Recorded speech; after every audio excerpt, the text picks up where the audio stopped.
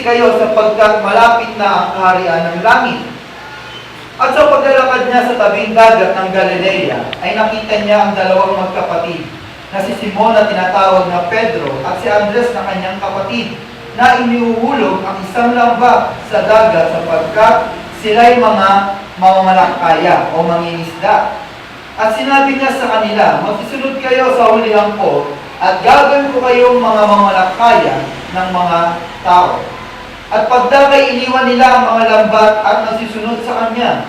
At paglakad sa dako roon ay nakita niya ang dalawang pang magkapatid, si Santiago na anak ni Zebedeo at ang kanyang kapatid na si Juan, sa daong nakasama si Zebedeo na kanilang ama, na nagsisipaghayuma ng kanilang mga lambat at sila'y kanyang tinawag. At pagdakay iniwan nila ang daong at ang kanilang ama at nasisunod sa kanya. 23. At nilibot ni Jesus ang buong Galilea na nagtuturo sa mga sinagoga nila at ipinapangaral ang ebanghelyo ng kaharian at nagpapagaling ng lahat ng sari-saring sakit at lahat ng karamdaman na nasa mga tao. At lumaganap ang pagbabantog niya sa buong Syria at kanilang dinala sa kanya ang lahat ng mga may karamdaman at ang pinipighati na sari-saring sakit at pahirap at mga inaalihan ng mga demonyo at ang mga himatay at ang mga lumpo at sila'y pinapagaling niya.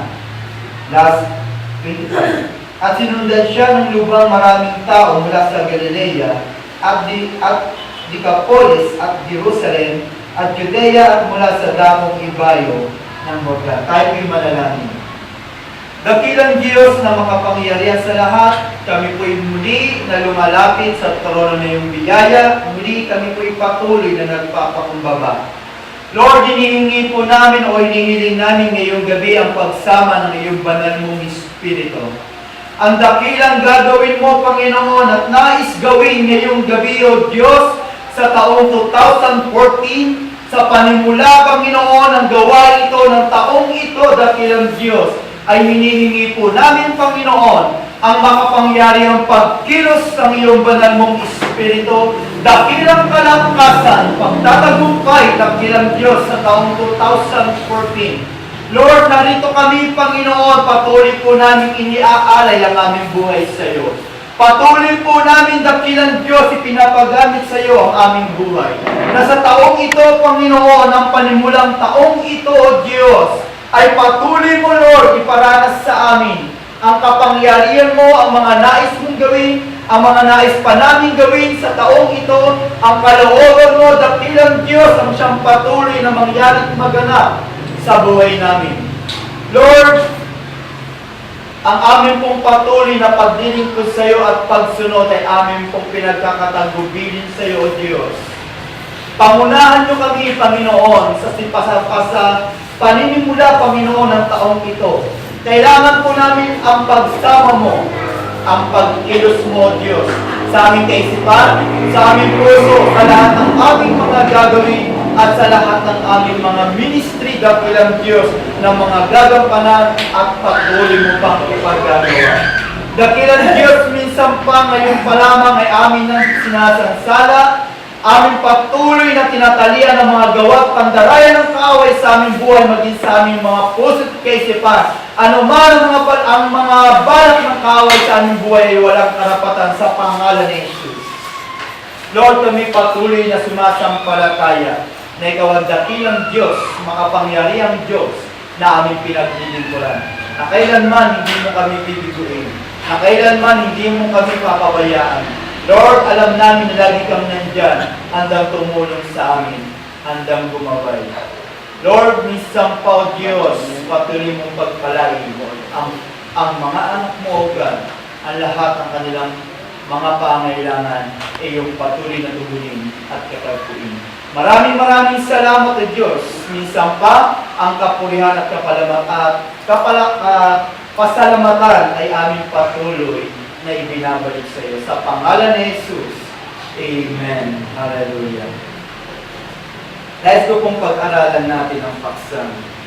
Jesus begins His work in Galilee. Sabi ko nga, tayo ay nasa taon na ng 2014. Ang gawa ito, ang unang gawain sa taong 2014. Salamat sa biyaya ng Diyos. Nandito tayo sapagkat ako'y naniniwala na merong gustong gawin ang Diyos sa buhay natin. At tamang-tama sa panahon ng 2014 ang paninimula ng Diyos. Hallelujah. Jesus begins His work in Galilee. Merong nais ipaiwatig o merong nais ipaalam ang Diyos patungkol sa paggawa. Si Jesus Christ ang isang halimbawa sa unang paggawa, sa unang pagbiministeryo, sa mga unang pag-abot sa mga tao, sa pamagitan ng kanyang mga banal na salita, sa pamagitan ng pangangaral ng salita ng Diyos. Jesus always begins His work. Or Jesus begins His work in Galilee. Kaya sabi ko, Lord, maraming salamat sa paksa na ibinigay. At yung isang paksa, yun niya yung nabanggit kong nakaraan sa susunod na yun. Kaya pansinin natin ang Jesus begins His work in Galilee. Sa Matthew chapter 4, nung siya ay nag-fasting ng 40 nights and 40 days, nag-fasting siya dahil alam niya na meron siyang ministeryo, meron siyang gagawin, o meron ipapagawa sa kanya ang kanyang ama. Nung makapatapos siya mag-fasting, may mga tukso na dumating sa kanyang buhay, at nung mabalitaan niya na si Juan ay dinakip para ikulong, agad siyang pumunta sa Galilea para magministeryo. Sa Galilea, siya ay unang gumawa. Kaya sa taong 2014, sa pasimula, merong nais ipagawa ang ating Panginoon. Hallelujah. Kung paano gumawa ang Diyos sa Galilee, meron siyang nais ipagawa sa atin.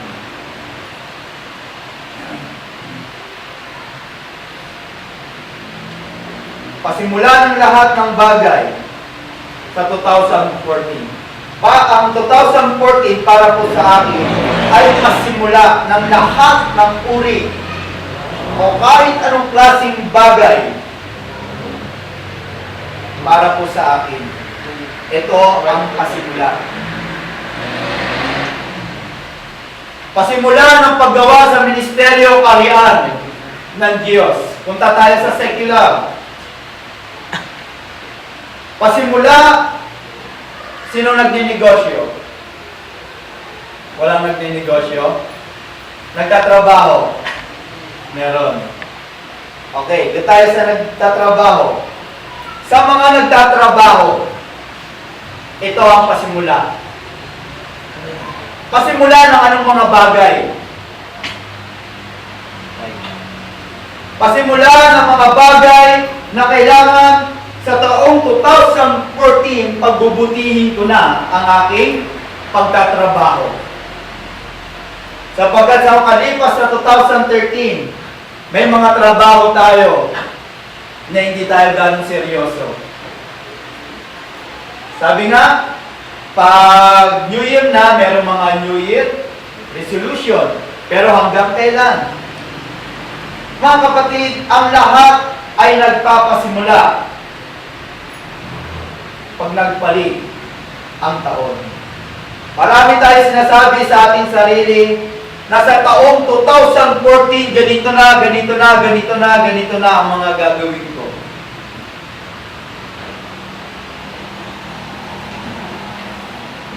Sa mga nag-aaral, noong 2013, hindi ako masyado naging seryoso sa pag-aaral.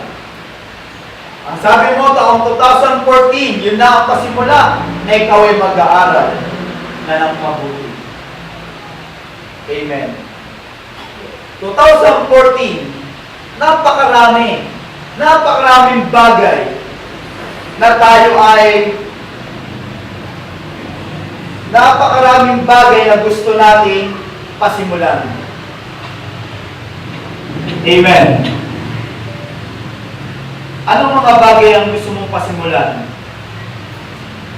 ngayong 2014? Sige po. Gusto mo marinig.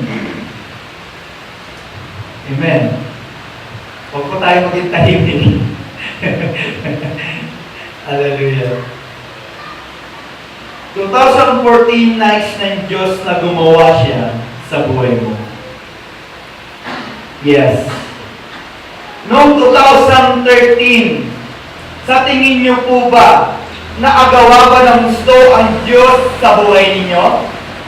O sa buhay mo mismo? Nakakilos ba talaga ng gusto ang Diyos? Nakagalaw ba siya? Nakapag-penetrate ba siya sa buhay mo mismo noong nakaraang 2013?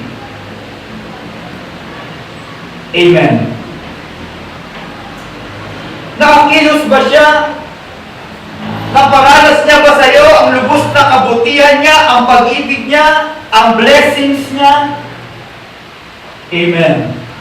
Kaya nga sabi ko, 2014, nais ng Diyos na gumawa siya sa buhay mo, sa buhay natin, o sa buhay ko. At nais ng Diyos na gumawa sa kanyang ministeryo. Kaya nga nagpunta siya sa lugar ng Galilee para gumawa, para magministeryo. Nagpasimula siyang kumilos, nagpasimula siyang magministry, nagpasimula siyang ipangaral ang salita ng ating Panginoon. Kaya nga 2014, napakadami nating plano at napakadami nating kailangang pasimulan.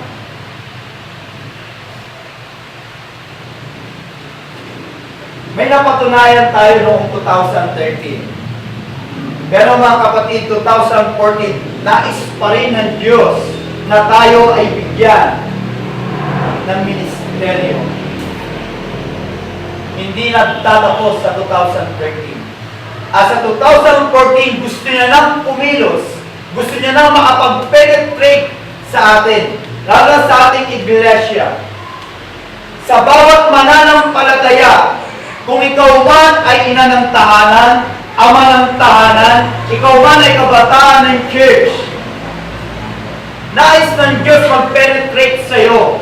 Nais ng Diyos gumawa, nais ng Diyos kumilos sa iyo. Sa unang taon ng 2014, sa taong ito, ay gusto niya magpasimula sa buhay mo. Jesus begins His work in our life. Yes. Jesus begins His work in the ministry. Every ministry. Hallelujah. Nais ng Diyos na gumawa siya ng mga bagong bagay, kagaya ng binanggit ko ng mga nakaraang pangaral.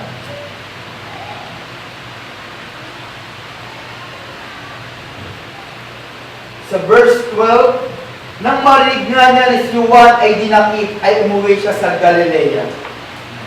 At pagkaiwan sa Nazareth, ay naparoon siya at tumahan sa Capernaum, na nasa tabi ng dagat sa mga hangganan ng Zabulon at Nephtali. Upang maganap ang salita, ang sinalita sa pamagitan ng propeta Isaias na nagsasabi, ang lupa ni Zabulon at ang lupa ni Nephtali sa gawing dagat at sa dakuparoon ng Hordan ng Galilea ng mga Hiti. Ang bayang nalulugmok sa kadiliman. Mga kapatid sa ating Panginoon, hindi pa fulfilled ang ating bansa pagdating sa kaliwanagan. Pagdating sa salita ng Diyos, pagdating sa mga Kristiyano, mga taong Kristiyano. Ang ating bansa, mga kapatid, hindi ko lang alam kung ilang percent ang lahat ng Kristiyano. At hindi ko lang alam kung ilang percent pa ang mga hindi Kristiyano gagaya sa lugar ng Galilea. Ang bayan nalulugmok sa kadiliman. Ibig sabihin, nandudong pa sila sa mga pamumuhay na kung saan ay mga pagkakasala, mga karumihan,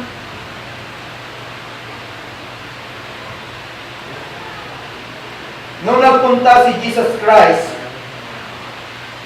ay nakakita ng dakilang ilaw. So, basahin ko 16. Ang bayang nalulugmok sa kadiliman ay nakakita ng dakilang ilaw sa pamamagitan ng paggawa ni Jesus Christ, sa pamamagitan ng pagpunta ni Jesus Christ sa Galilea. Dala niya ang salita ng Diyos, ang ilaw ng ating Panginoon sa pamamagitan ng Biblia, sa pamamagitan ng kanyang banal na salita.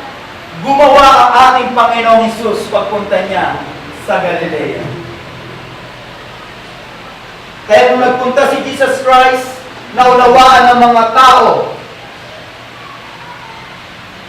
kung ano ang kalooban ng Diyos. Kaya nga sabi roon, nakakita sila ng dakilang ilaw. Nasa mga nalulugmok sa puok at dilim ng kamatayan ay liliwanag sa kanila ang ilaw. Natupad ang propesya ni Isaiah. Sapagkat nandito na si Jesus Christ sa chapter 17, mula noon ay nagpasimulang mangaral si Jesus na magsabi, "Magagsisi kayo sapagkat malapit na ang kaharian ng langit." At sa paglalakad niya sa tabing dagat ng Galilea ay nakita niya ang dalawang magkapatid, si Simon na tinatawag na Pedro at si Andres na kanyang kapatid. Ibig sabihin mga kapatid, patuloy na gumawa ng ministry ang ating Panginoon doon sa mga tao. Nagkaroon ang direksyon ng buhay ng iba. At sa kanyang paglalakad sa Galilea, nakakita siya ng mga tao na magiging kaagapay niya sa pagministeryo sa ating Panginoon, sa gawain ng Diyos. Kaya nga mga kapatid, muling ipinapaunawa sa atin ng Diyos na taong 2014, nais niya na tayong lahat ay magpatuloy na gumawa, kumilos sa taong ito. Yes, hindi lamang natin alam na meron tayong kailangang gampanan. Kailangan din natin kumilos at gumawa. Kung paano gumawa si Jesus Christ, ganun din ang nais niya. Lagi kong sinasabi, ang Diyos ay laging ehemplo o example. Andiyan dyan na ang ating Panginoon, susundan na lang. Kaya sabi ko, Lord, pinagpipray ko sa Panginoon ang aming plano sa taong 2014 sa men's ministry. Sabi ko, Lord, oo, ng mga nakalipas, yes, may mga nagawa kami, pero ilan. Pero mga kapatid, sa tulong at biyaya ng ating Panginoon, bagamat ganon, hindi ako ibig sabihin, hindi ako malulubog sa ganong sitwasyon. Sapagkat naunawaan ko ang bawat oras, bawat araw, linggo o buwan, ay iba-iba ang sitwasyon. Yes. Kaya sabi ko, Lord, ngayon pa lang, nung nakaraan, pinag-pray ko na malaki ang gawing pagkakaiba. At may mga pinag-pray ako sa Panginoon. Nasabi ko, Lord, kailangan meron ka mga ibangon. Amen. Mas madaling kumilos pag marami. Hallelujah. Jesus begins His work in Galilee. Alam niyo mga kapatid, sa pagmiministeryo ng ating Panginoon sa Galilee, marami ang naging Kristiyano. Marami na katuklas na napakabuti ng ating Panginoon. Maraming naligtas. Hallelujah. Sa pamamagitan ng paggawa ng ating Panginoon. Pangalawa, Jesus calls for fishermen. Ang Jesus ay tumawag ng 4 ng mga mangingisda o 4 ng mga malakaya ng tao.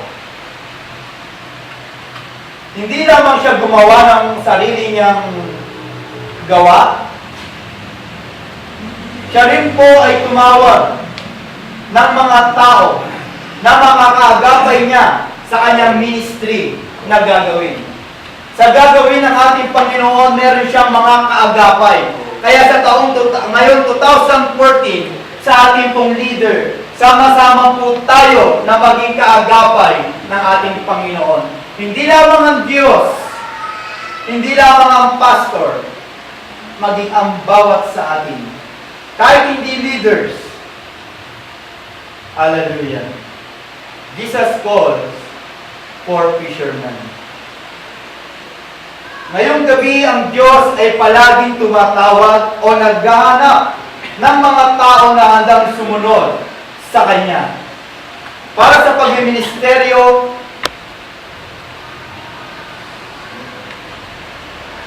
sa paggawa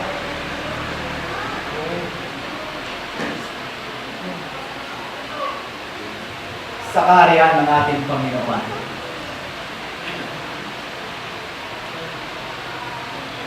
Gusto mo ba na gumawa ang Diyos sa buhay? Gusto mo bang gamitin ka ng Diyos? Hallelujah. Gusto mo ba na gawin ka ng Diyos na maging fishers of men? Maging mga malakaya ng tao? Silang gusto magpagamit sa ating Panginoon? Pakitaas ng kamay. Pakitaas ng kamay. Hallelujah. Sapagkat yan ang nais kalooban ng Diyos. Na maging iba ang karanasang 2013 sa 2014. Sa pagsimula ng paggawa ng ating Panginoon, hindi lamang sa Kanya, hindi lamang pang sarili niya, kundi sa bawat tao. At gusto ng Diyos na meron siyang makaagapay. Kaya tinawag niya si Simon, na tinatawag ng Pedro,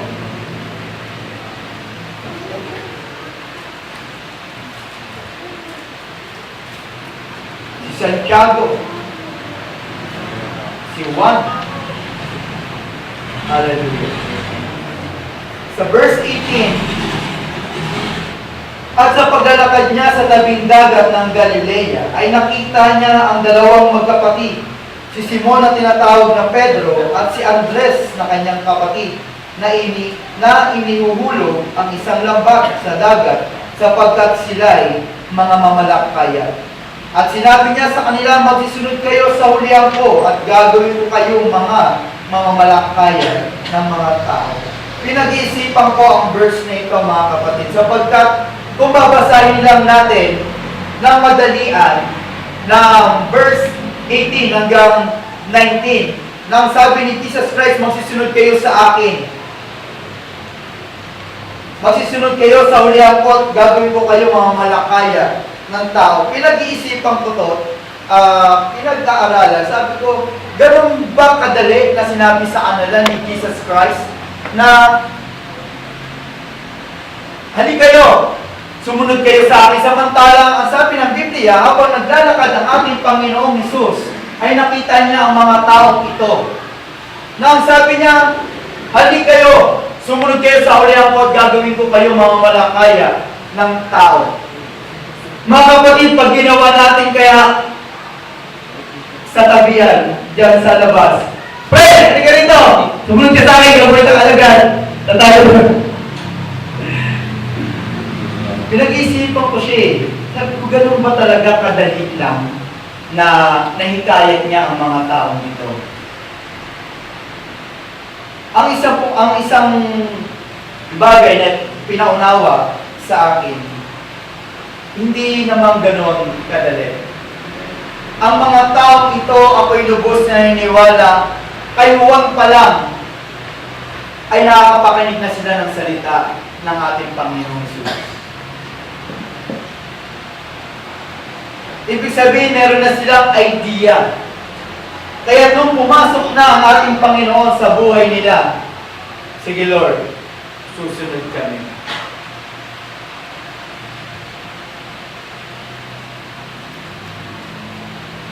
Sa 20, at pagdakay iniwan nila ang mga lamba at nagsisunod sa kanila.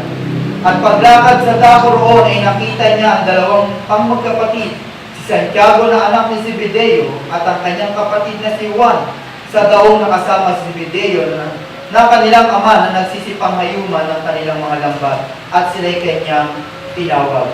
At pagdakay iniwan nila ang daong at ang kanilang ama at nagsisunod sa kanya. Sa Luke chapter 5,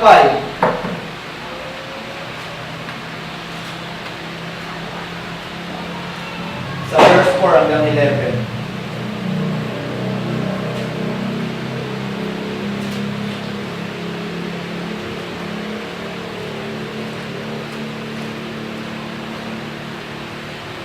At pagtigil niya ng pagsasalita ay sinabi niya kay Simon, umarong ka sa laot at ihulog ninyo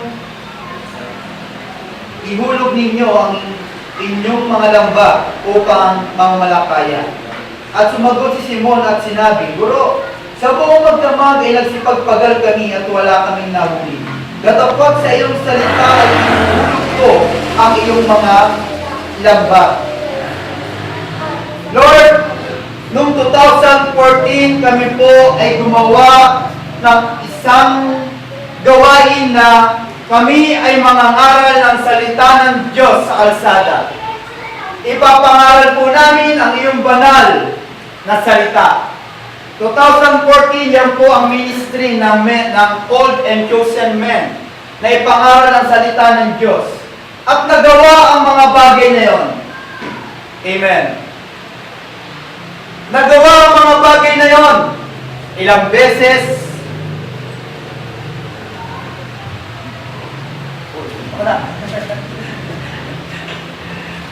praise God. Nagawa ang mga bagay na yun. Taong 2013. Kagaya nito mga kapatid sa Luke chapter 5. Sumagot si Pedro, sapagkat ang sabi ni Jesus, ihulog ninyo ang lambat upang mamamalakaya. Lord, ginawa na namin yan 2013. Ginawa na namin yan eh. Nag-ministry na kami dyan. Nangisda na kami ng mga tao. Pero wala kaming nahuli.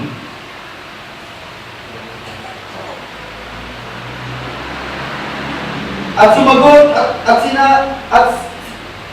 si Simon at sinabi, Guro, sa buong magdamag ay nagsipagpagal kami at wala kaming nahuli.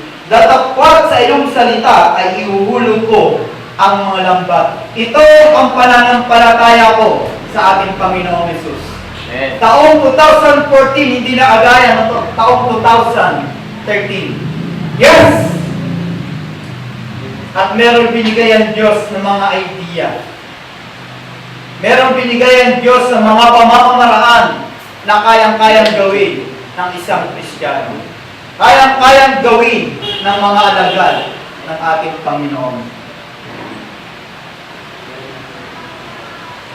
At nang magawa nila ito, ay nakahuli sila ng lubang maraming isda at nagkampupuni ang kanilang mga lambat. Kaya nga sabi ko, meron akong mga isa-suggest. Meron akong ilalata sa ating leadership meeting. Yes, naniniwala ako sa Panginoon. Iba ang 2013 sa taong 2014. Sabi ko nga, ayokong ikulong ang aking sitwasyon sa taong 2013. Sabi ko nga, iba-iba ang sitwasyon sa bawat oras, araw, linggo, buwan, taon. iba-iba ang sitwasyon namin. Yes, taong 2013, hindi tayo nakahuli ng maraming isda. How about 2014? Yes! Nasa pasimula pa lang tayo mga kapatid. Huwag nating hadlangan. Hallelujah. Huwag nating hadlangan. Na huwag kayong mag-isip ng ano paman. Napakamura pa ng taon mga kapatid. Nasa pasimula pa lang. May pagsibol yan eh. May pagsibol yan. May paglago. Hallelujah. 7. At kinuwayan nila ang mga kasamahan sa isang daong upang magsilapit at sila'y tulungan. At sila'y nagsilapit at nangapupuno ang 2 daong na anupat sila'y nagkasimulang lulubog. Datapwat nang makita ni Simon Pedro ay nagpatira pa sa mga tuhod ni Jesus na nagsasabi, "Lumayo ka sa akin sapagkat ako'y taong makasalanan, o Panginoon." Nakita ni Pedro na napakabuti ng Diyos sa kanila. Kaya siya ay sumunod sa tawag ng ating Panginoong Jesus. Mga kapatid, sa ating Panginoon, Kristiyano na si Pedro, ipinakita ng Diyos ang kabutihan niya sa mga alagad. Sabi niya ni Pedro, "Lord, ako isang taong makasalanan."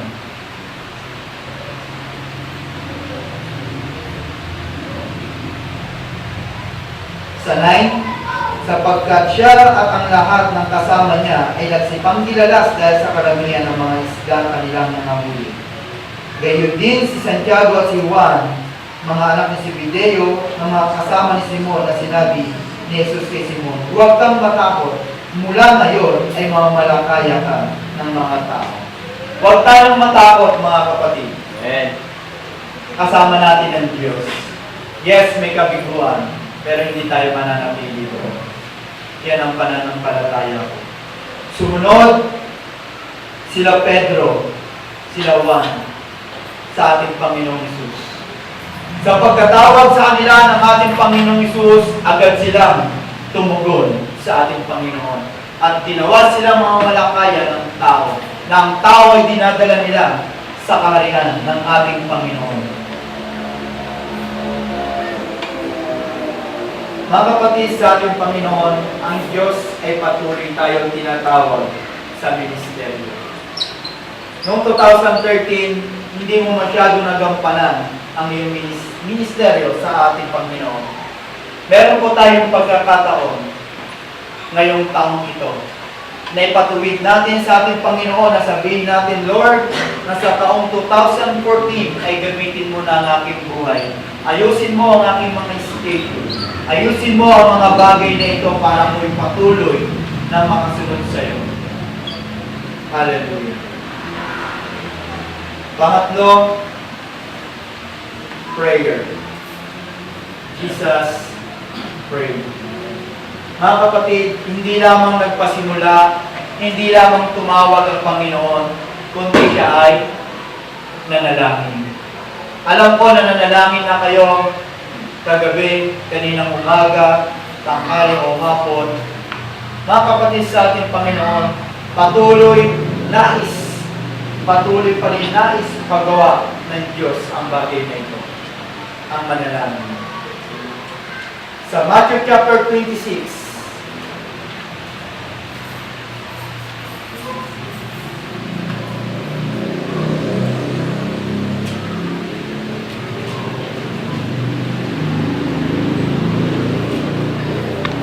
sa verse 36 hanggang 44.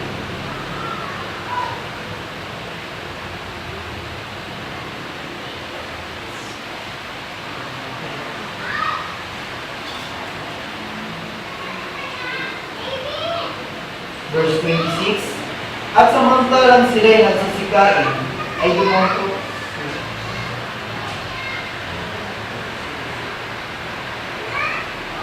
Verse 36 pala. 26 pala yung nabasa ko. Nang magkagayon dumating si Jesus na kasama sila sa isang dako na tinatawag na Getsemani. At sinabi sa kanyang mga alagad, "Magsiupo kayo rito, samantalang ako'y pumaparoon doon at manalangin." At kanya isinama si Pedro at ang dalawang anak ni Zebedeo na nagpasimula siyang namanglaw at nanlumong totoo. Nang magkagayon sinabi niya sa kanila, "Namamanglaw na lubha ang kaluluwa ko hanggang sa kamatayan. Mangatira kayo rito at makipagpuyat sa akin." At lumapad siya sa dako paroon at siya'y nagpatira pa at nanalangin na nagsasabi, Ama ko, kung baga maaari ay lumampas sa akin ang sarong ito, gayon may huwag ang ayon sa ibig ko, kundi ang ayon sa ibig mo."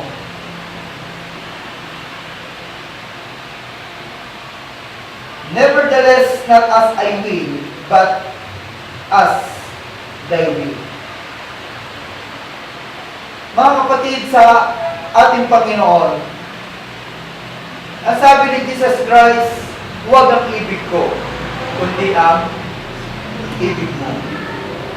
At lumapit siya sa mga alagad at sila'y kanyang naratnang na matutulog at sinabi kay Pedro, "Ano, hindi kayo maaaring makapagpuyat sa akin ng isang oras? Kayo'y mga puyat at magsipanalangin upang huwag kayong magsipasok sa tukso. Ang Espiritu sa katotohanan ay may ibig, gadapwat, mahina ang laman." Mga kapatid, sa ating Panginoon, ang taong 2014 ay patuloy natin ipag-praise sa ating Panginoon na ang lahat ng ating mga plano at layunin sa ating buhay, ang lahat ng ating mga gagawin, ang lahat ng ating mga desisyon ay paubayan natin sa ating Panginoon. Lord, hindi ang kalooban ko ang masunod, kundi ang kalooban mo. Bakit? Sapagkat alam ng Diyos kung ano ang nakakabuti para sa atin. Sa lahat ng gagawin natin, Lord, hindi ang kalooban ko masunod, kundi ang kalooban mo. Hallelujah. Mga kapatid, panalangin ang laging patuloy na ipagawa sa atin ng ating Panginoon. Ipag-pray natin lahat ng ating mga gagawin sa taong 2014. Pagbisita niya sa mga alagad, ang mga alagad ay natutulog. Sabi pa ng Biblia, ang kanilang mata ay nabibigatan. Sabi ng Panginoon, sige, magpahinga na lang kayo. At nanalangin pa rin ang ating Panginoon. Ang Diyos, babaguhin ko na naman, example pa rin siya talaga pagdating sa prayer.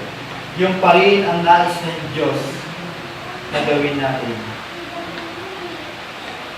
Patuloy na panalangin na panalangin. Sa Acts chapter 2 sa verse 42, ang mga Kristiyano, nandoon sila sa gawain ng ating Panginoon, pinag-aaralan ng salita ng Diyos. Nakikinig ang salita ng Diyos at sila ay nananalangin. Sino nag-pray na? Amen. Mga kapatid sa ating Panginoon, magtatapos tayo sa isang panalangin. 15 minutes prayer. Tayo kung lahat ay mananalangin. Sabi ko nga, Lord, ang pagkakataong ito ay gawin mo na kami ay sama-samang nananalangin sa iglesia ito.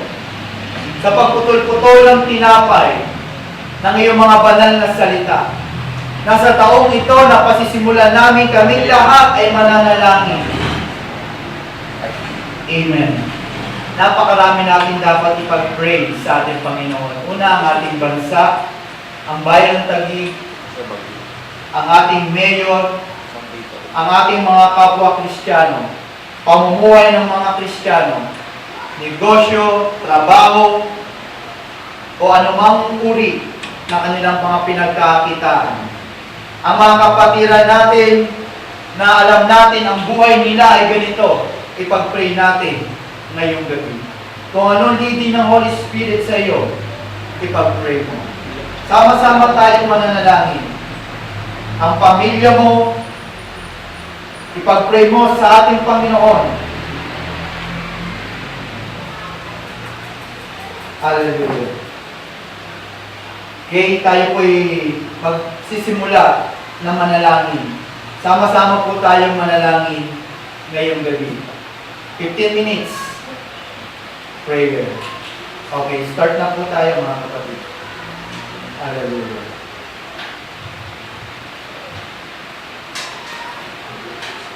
Lahat po mag-pray.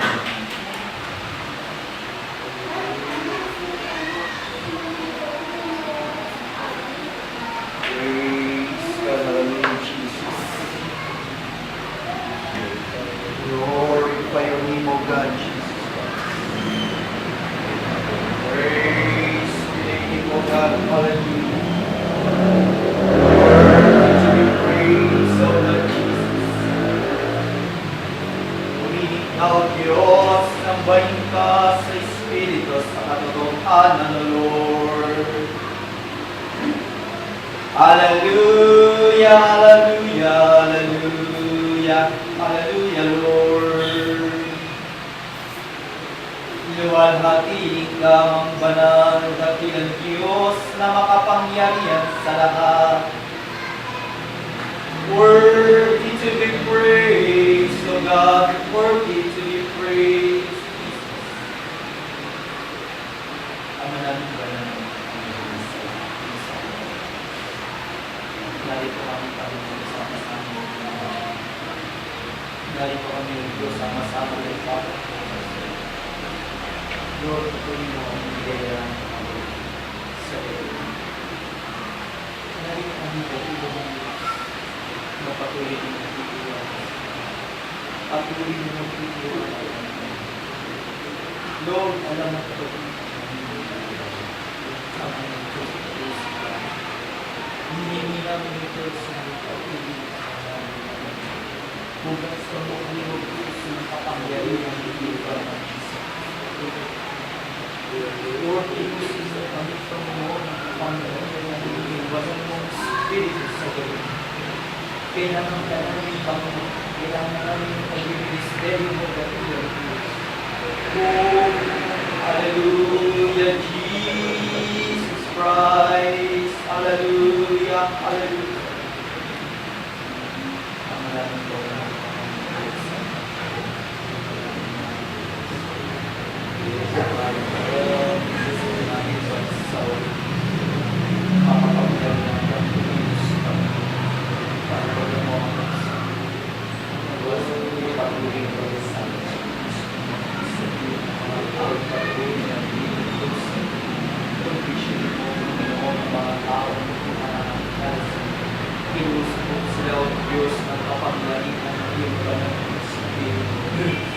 hallelujah, Lord, patuloy ka rin ito.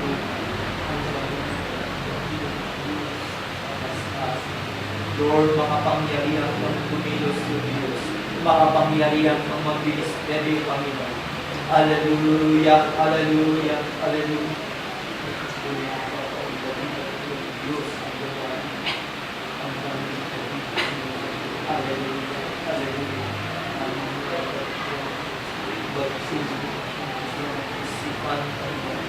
Hallelujah, glory,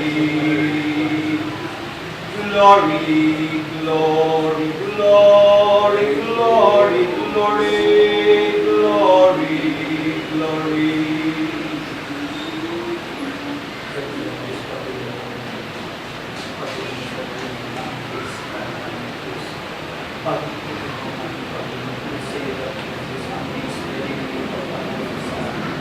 Lord, patuloy.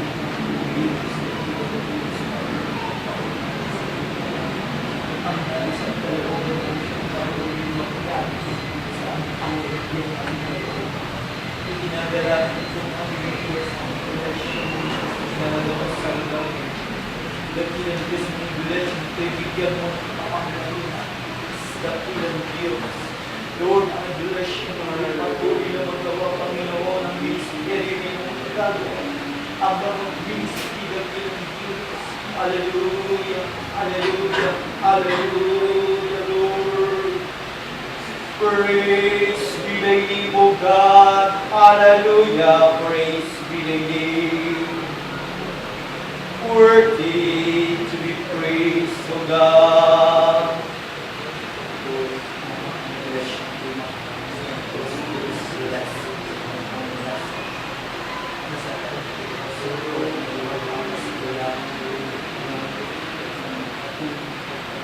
Bless you. Muli po ang Panginoon. Alam na sila Kristo sa kanilang maging ang pamunin ng buhay. Iyong mga anak ay iyong patuloy na patuloy mo itong papadala ng bawat isa na bilang Diyos. Ang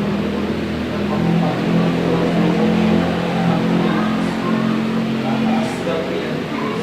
Lord, naniwala magbuhok sa kapatid